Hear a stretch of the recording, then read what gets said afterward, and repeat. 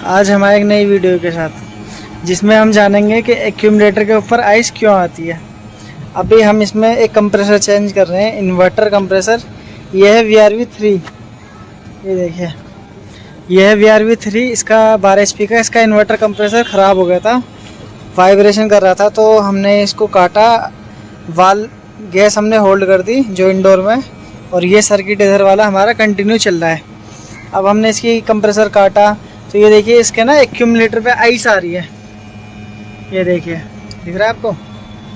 देखिए आइस आ रही है। ये क्यों आती है? पहले तो हम एक्यूमुलेटर का काम समझेंगे कि इसका काम क्या है।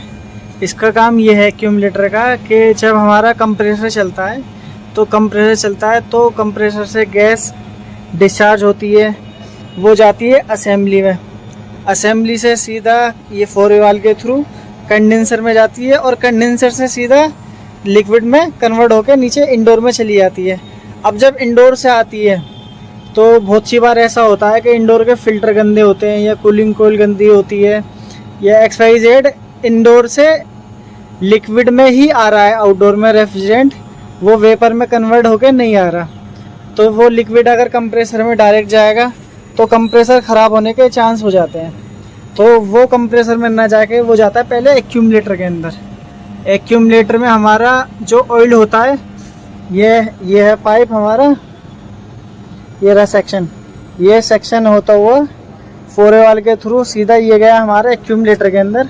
अब एक्यूमुलेटर के अंदर जो लिक्विड होता है वो सराउंडिंग एरिया से हीट लेके कंडेंसर की और कंप्रेसर की, यहाँ से हीट लेके वो वेपर में कन्वर्ट होके और इस पाइप के थ्रू वापस कंप्रेसर में आ जाता है। और जो उसके अंदर ऑयल होता है वो भारी होने के कारण नीचे बैठ जाता है, और बैठने के बाद ये हमारी यहाँ पे फ़िल्टर लगा हुआ है। फ़िल्टर के बाद सोलेनॉइड बॉडी के थ्रू वापस सेक्शन के थ्रू कंप्रेसर में आ जाता है।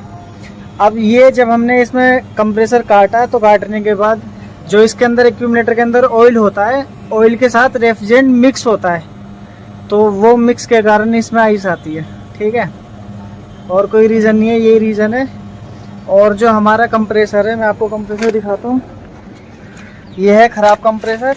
इस कंप्रेसर के ऊपर भी ये एक हीटर होता है, आगे ये रहा हीटर। ये हीटर होता है, ये हीटर कंप्रेसर के ऊपर लगाते हैं।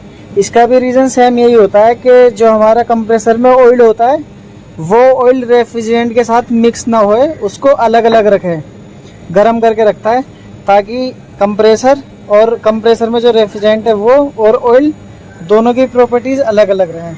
ठीक है दोस्तों, वीडियो अच्छी लगी हो